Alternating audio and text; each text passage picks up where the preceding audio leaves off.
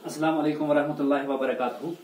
आज का video class 6 के लिए है, सब्जेक्ट मैथमेटिक्स है। एक्सरसाइज 5.3 हम करने जा रहे हैं। क्वेश्चन नंबर 1 हमने किया है, तो क्वेश्चन नंबर 2 हम करने जा रहे हैं। Classify each one of the following angles as right angle, straight angle, acute angle, obtuse angle and reflex angle. नीचे शक्लें दी गई हैं, हमें इनके नाम बताने हैं कि इनमें से कौन सा एंगल एक्यूट है, कौन सा ऑब्ट्यूज है, कौन सा राइट एंगल है, कौन सा स्ट्रेट एंगल है, कौन सा रिफ्लेक्स एंगल है। लेकिन इससे पहले मैं आपको यह समझा दूं कि एक्यूट एंगल की शक्ल जब बनती है तो किस तरह बनती है। एक्यूट एंगल की शक्ल, ये जो एंगल है ये इस तरह जो एल की शक्ल में बनता है, इसको राइट एंगल कहते हैं। तो दूसरा, अगर इसी एंगल को हम थोड़ा सा इस तरह टाइट करेंगे, यानी कि इस लाइन को थोड़ा ऊपर की तरफ खींचेंगे, तो शक्ल जो है वो इस तरह बनेगी। फिर तो ये एंगल जो है ये 90 से फिर कम हो गया, क्योंकि यहां से यहां तक जब हमने मेजर किया था एंगल तो ये 90 था। जब हमने इसको थोड़ा तंग किया तो ये कम हो गया। तो एक्यूट एंगल जो होता है वो 90 डिग्री से कम होता है। तो ये शक्ल जो है ये एक्यूट एंगल की होगी। अगर इस तरह होगी तो एक्यूट है, इस तरह होगी तो एक्यूट है, इस तरह होगी तो ये एक्यूट एंगल्स हैं। ये शक्लें जो मैंने दिखा दी आपको, ये चारों की चार शक्लें जो हैं ये एक्यूट एंगल की हैं। अब राइट एंगल मैंने दिखा दिया, ये राइट एंगल है। इस तरह भी हम राइट एंगल को दिखा सकते हैं। एक लाइन इस तरह डालिए, ऊपर ये खड़ा, बिल्कुल खड़ा होनी चाहिए।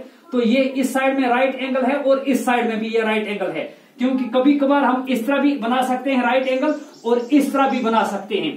तो इस साइड में भी ये राइट एंगल है, इस साइड में भी ये राइट एंगल है और ये भी राइट एंगल है।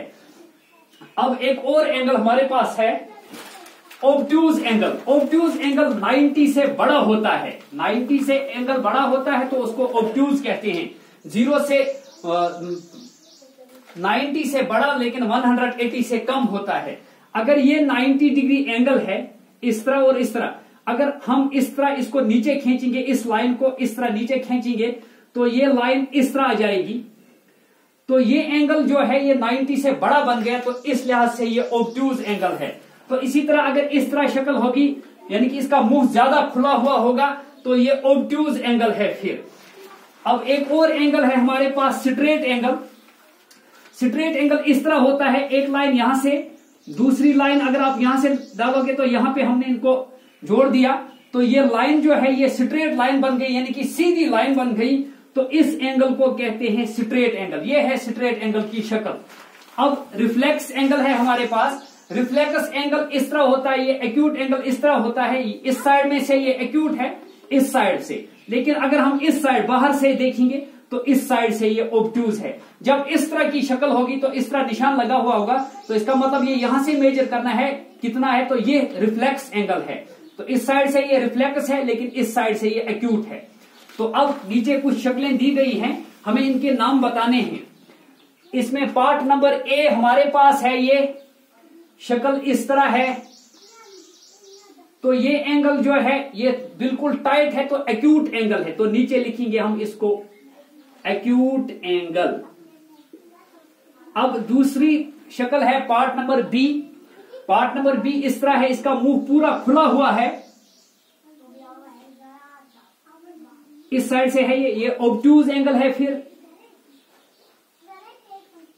ऑब्ट्यूज एंगल ये 90 से बड़ा होता है लेकिन 180 से कम होता है। स्ट्रेट एंगल 180 डिग्री होता है। अब सी पार्ट हमारे पास है।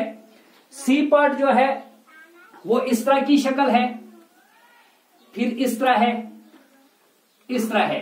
तो ये एंगल जो है ये 90 डिग्री है, तो 90 डिग्री को राइट एंगल कहते हैं नाम। तो ये एंगल है right angle.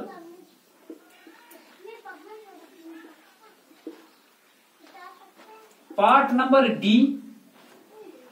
Part number D इस तरह की शक्ल है, इस साइड से इसने दिखा दिया है, तो ये रिफ्लेक्स एंगल है। ठीक है।